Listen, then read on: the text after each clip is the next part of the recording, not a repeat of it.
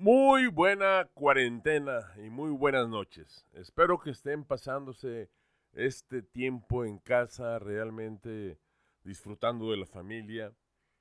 ¿Por qué no aprendiendo alguna nueva habilidad, leyendo algún nuevo libro, viendo los videos pendientes de Filosofía Channel? En fin, les habla como siempre su amigo José Mario Hernández desde Filosofía Channel en YouTube, con sede en la ciudad de Guadalajara, Jalisco, México. En esta ocasión les tengo la segunda parte de la revisión que comenzamos, o de la réplica contra el video de Javier Rubio de Academia Play, en donde denostaba a los americanos, tanto a los contemporáneos como a nuestros ancestros. Entonces con esta segunda parte realmente terminamos esta sección y damos paso a otra cosa, mariposa, ¿vale?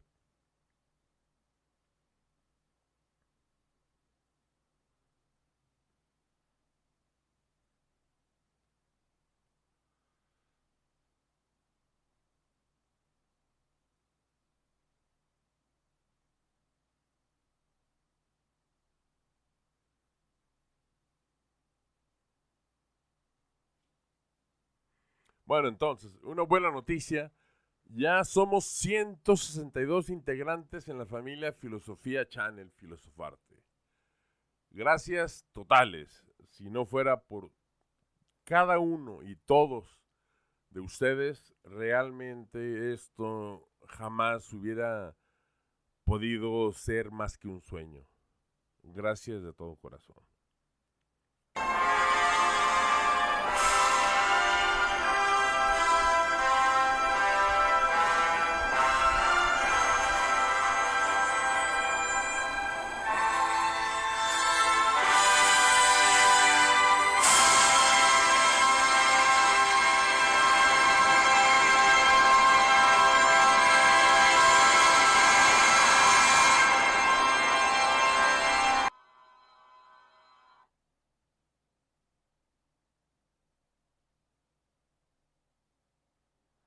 Bueno, esta ocasión nos vamos a ir breves y concisos. Entonces, como les había ya comentado, la segunda parte de la deconstrucción de la leyenda negra de España, así como la desmitificación histórica que los españoles pretenden hacer de la conquista. Y vamos a ir con los mitos de Javier Rubio que quedaron pendientes de aclarar en la parte primera. En uno de los mitos dice que Colón fue el primer europeo en llegar a América ya que descubrió que la Tierra era redonda, lo cual es falso de toda falsedad por ambas partes. En primero porque América ya estaba poblada, ¿sí? O sea, no fue el primero. Y quienes los poblaron eran una tribu de Homo sapiens emigrantes de lo que es Eurasia. Entonces ya había habitantes que venían originalmente, hace cerca de 20.000 años, que cruzaron el estrecho de Bering, los habitantes que venían de Eurasia, insisto. Y si no fuera así, de cualquier manera, probablemente el primer arribo europeo contemporáneo fue realizado por los vikingos en el siglo X. Y en cuanto a que Colón con sus cálculos llegó a la conclusión que la Tierra era redonda, esto también es falso, ya que quien hizo este cálculo fue uno de los griegos presocráticos. Se trata de Erastótenes de Cirene, que nació en el 276 antes de nuestra era y muere en Alejandría en el 194 antes de nuestra era, perdón. Fue matemático, astrónomo, geógrafo, faltó filósofo griego de origen cirenaico y concibió por vez primera la geografía y es conocido también principalmente por ser la primera persona en calcular la circunferencia de la Tierra. También fue el primero en calcular la inclinación del eje de la Tierra, Además pudo haber estimado la distancia desde la Tierra hasta el Sol e ideó cómo intercalar cada 4 años un día adicional en los calendarios, produciendo el año bisiesto. O sea que este conocimiento tenía cerca de 2000 años. ¿Vale? Proseguimos con otros de los mitos. Para Javier Rubio, Cristóbal Colón, bueno, tanto Cristóbal como Hernán Cortés deberíamos tenerles reconsideración y glorificarles como los grandes héroes universales. Revisemos rápidamente qué pasó con el famoso Colón. Bueno, Colón viaja hacia las Américas, que en ninguna parte está, bueno, se encuentra escondido en los libros que realmente narran la verdad.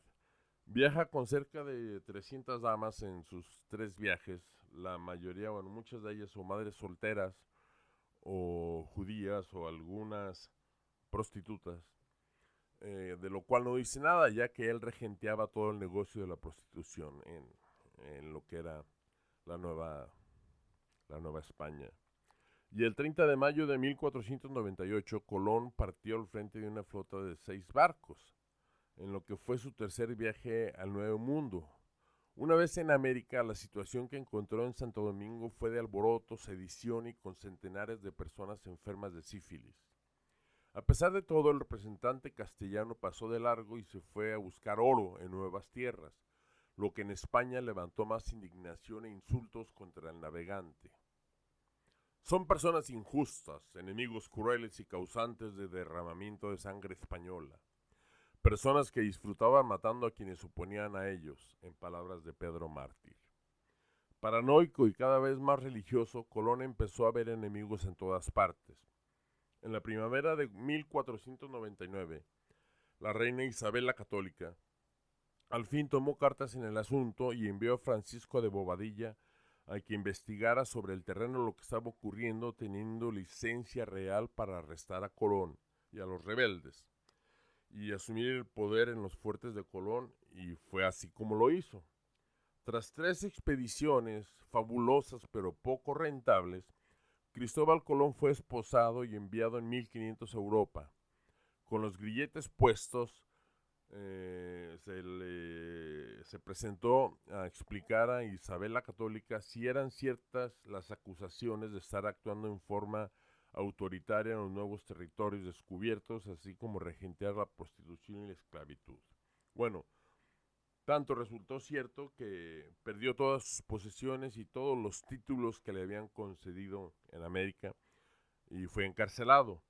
Sus hijos se empeñaron en salvarlo de la ruina y de la cárcel, invirtiendo gran parte de su fortuna y para que al final le fuera concedido una pequeña hacienda, pero para que pasara sus últimos días. Pero jamás recuperó nada de lo que había obtenido inicialmente por parte de los reyes católicos. En cuanto a Hernán Cortés, este salió peor. Según él, se decía que era capitán. Jamás fue militar de carrera. Era un analfabeta funcional. Pero Cortés, en su afán de pasar a la posteridad por los méritos que él creía merecer, había mandado a redactar en secreto, ya que ni siquiera sabía escribir, es lo que se cree. O sea, no sabía escribir formalmente un libro, que es lo que él quería que escribieran, una historia verdadera sobre la conquista de México, según él. Para lo cual, según Duverger, un investigador francés, en 1527, estando en Valladolid, al mismo tiempo que para despistar a otros, contrató al cronista oficial de la corte, López de Gomara, a quien confió sus archivos para que redactara la historia oficial como Cortés preveía que iba a ser. Tras su muerte de Gomara, del cronista oficial, fue prohibida la obra, ya que trataban de borrar la memoria del conquistador, pero su manuscrito, en el que se hizo pasar por un soldado, siguió oculto y así lo estuvo durante 20 años, hasta que los hijos de Cortés decidieron usarlos para reivindicar sus derechos y propiedades en México. La crónica escrita por Cortés, que viajó en 1566 a América con la intención de convertirse en un golpe, en efecto, pero fracasaron. Lo enviaron a Guatemala, donde vivió Bernal, uno de los pocos supervivientes en la conquista. Después llegó a Cuba, en donde toda su instrucción militar fue haber recibido unos azotes y haber estado 120 días en la cárcel por amotinamiento. Y terminó amotinándose y llevándose 6 barcos y 600 hombres para hacer la conquista de México. Finalmente fue por esto que el Santo Oficio, estando en esta ciudad de Guadalajara, México, que ya se llamaba así, se le confiscarían todos sus bienes y se celebraron juicios de audiencia en presencia del Santo Oficio, insisto. En estos juicios celebrados se le confiscarían todos sus bienes y entre los delitos que enfrentaría estaba el crimen de su esposa, que fue ahorcada, la tortura de Cuauhtémoc y del señor de Coyoacán, así como enriquecimiento ilícito, el nepotismo, o sea, el contratar a puros familiares, y la tiranía. También él perdió todas sus posesiones y solamente le dejaron una pequeña hacienda en las afueras de Oaxaca, y fue todo. Entonces, ¿creen que son un par de héroes este par de gandules? Por supuesto que fueron, fueron dos aventureros, pero de la aventura a la heroicidad hay, pero muchísima distancia. Otro mito, según Javier Rubio, España jamás traficó con esclavos de ninguna región o raza. Una investigación de Nat Geo y otra serie de estudios revelaron que entre los siglos XVI y XIX, España traficó con más de 12 millones de africanos. Y dadas las condiciones inhumanas en las que se les embarcaba, la mortalidad era en los barcos de negreros, fallecían 2 de cada 3 negros que subían, por lo que se estima que el número de secuestrados pudo sobrepasar los 30 millones de negros. Entonces, otra raya para el tigre español. Ahora bien, ¿tenemos algo que celebrar el 12 de octubre en América? Pues el 12 de octubre, todo lo que sucede, o todos los nombres que suenan son para una fiesta polémica. Muchos países latinoamericanos han sustituido esta fiesta por otra que honra a los pueblos indígenas. La llegada a América inició un enorme colapso demográfico. El día 12 de octubre de 1492, Colón desembarca en la isla de Guanajaní, en el Caribe Oriental. Este acontecimiento ha sido históricamente considerado el descubrimiento de América. Y hoy, más de 500 años más tarde, es la fiesta nacional de España. Precisamente porque fue denominado el Día de la Hispanidad por el genocida Francisco Franco. Entonces, estarás de acuerdo que no existe ningún país latinoamericano, aunque existe alguno que lo hace por no sé qué tipo de prebendas, como es mejor no les digo quién, pero hay un país de Centroamérica que festeja la hispanidad como si ellos fuera un día para celebrar que somos españoles. Y el resto de latinoamericanos, ninguno celebramos el Día de la Hispanidad. Y además tampoco es fecha o es motivo festejar un descubrimiento, ya que el descubrimiento es cuando, como la palabra lo dice, encuentras algo nuevo que es el objetivo de determinada actividad. Y este no fue el caso, esto fue una serendipia, fue pura chiripa el que se haya encontrado América enfrente de su pésimo trayectoria. Y aquí tenemos cómo se le conoce en América Latina al 12 de octubre, que se festeja en México, es el Día de la Raza. También, bueno, seguimos siendo mexicanos, también en Guadalajara se festeja la fundación de la Fundación de la Universidad de Guadalajara, así como el Día de la Virgen de Zapopan. Se celebra también en Centroamérica, en El Salvador, no, en Nicaragua, el Día de la Resistencia Indígena, en Honduras, el Día de la Raza, en Bolivia, el Día de la Descolonización, en Chile, el Día del Encuentro de Dos Mundos, en la Argentina es el Día de la Diversidad Cultural Americana, en Paraguay, el Día de las Américas, en Venezuela, el Día de la Resistencia Indígena, y en Brasil no se celebra para nada este día, porque no tenemos nada que celebrar, y mucho menos llamándose Día de la Hispandad. Por cierto, Andrés Manuel López Obrador solicitó una carta al rey de España y al Papa, solicitándoles que diplomáticamente pidieran perdón por el genocidio, por los genocidios acontecidos con motivo de la conversión a la fe católica y de la conquista de los mexicanos. ¿Vale? Entonces envió esta carta dirigida a ambos dignatarios, al rey Felipe VI de España y al Papa Francisco. La respuesta, bueno, tenemos que en julio del 2015, en su primer viaje a América Latina, el Papa Francisco pide perdón y lo dijo, y cito, aquí quiero detenerme en un tema importante, porque alguno podrá decir, con derecho, que cuando el Papa habla del colonialismo se olvida de ciertas acciones de la Iglesia, dijo el Papa en su discurso en el segundo día de visita a ese país, a Bolivia, y afirmó con pesar que se han cometido muchos y graves pecados contra los pueblos originarios de América en nombre de Dios. Sucedió también, aunque esto no lo voy a desarrollar, pensaba desarrollar este tema, pero entonces sería ya salirme de la réplica contra el argumento de Rubio, pero lo pongo solamente como ejemplo. Cuando el dictador Francisco Franco se hizo del poder por las armas en España,